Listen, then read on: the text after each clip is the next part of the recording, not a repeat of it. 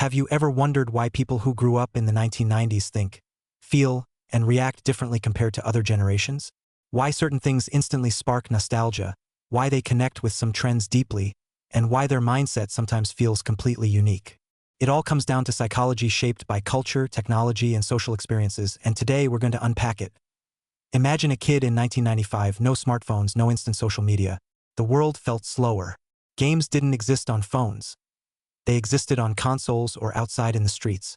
Conversations happened face-to-face. Birthdays were celebrated with physical invitations, not Instagram posts. And if you wanted information, you went to the library, flipped through books, or called a friend on a landline. Every action required effort, attention, and patience. That environment shaped resilience and a different kind of social intelligence, one that relied heavily on observation, emotional reading, and delayed gratification. People who grew up in the 1990s developed strong memory patterns linked to experiences rather than screens.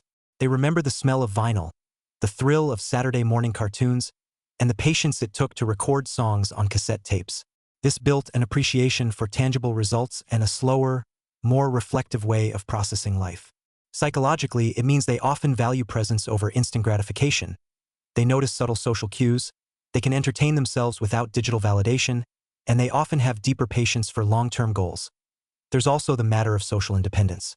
1990s kids were often left to explore on their own. Parks, streets, and neighborhoods were playgrounds, not surveilled spaces. That independence fostered creativity, problem-solving, and a subtle but strong sense of self-reliance. Unlike today's constant digital guidance, they had to navigate small conflicts, make friends in real life, and figure out solutions without Google. That creates a personality that's more adaptable under uncertainty, more comfortable with silence, and often better at self-reflection. And let's not forget the impact of pop culture. The 1990s was a mix of globalization, music revolutions, TV shows, and early internet culture. From Pokemon cards to boy bands, from the Fresh Prince to Friends, each piece of media carried subtle social lessons about identity, humor, empathy, and group belonging. Psychologically, this made 1990s kids more culturally aware, adaptive to trends, yet simultaneously nostalgic, creating a blend of curiosity and sentimentality that defines much of their adult personality. Another important aspect is resilience to imperfection. In the 1990s, mistakes were more visible and less easily erased. You couldn't just delete your social blunder online. Every action had some permanence.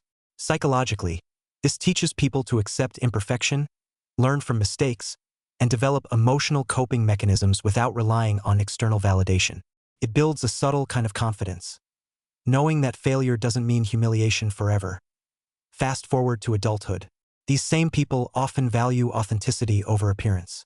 They grew up seeing content without filters, knowing friends, family, and media weren't curated to perfection. That exposure builds stronger emotional intuition, a preference for deep connections, and less susceptibility to superficial trends.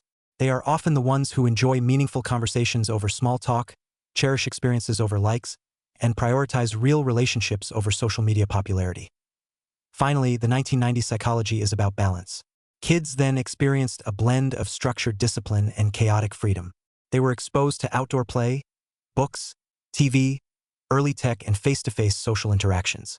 This mix created flexible minds, capable of both creativity and logic, independent yet collaborative, patient yet curious. Psychologically, they are often more resilient under pressure, nostalgic yet forward-thinking, adaptable yet grounded. So if you grew up in the 1990s, your psychology isn't just shaped by your family or school. It's the era itself. The slow pace, tactile experiences, outdoor freedom, prodigital social skills, and iconic culture all merge to form a unique mindset that still affects your choices, relationships, and perceptions today. And now I want you to ask yourself, do you notice yourself reacting differently to situations because of the 1990s influence? Do you value patience, depth, and authenticity more than the instant gratification culture around you? That's not coincidence. That's psychology shaped by a defining decade.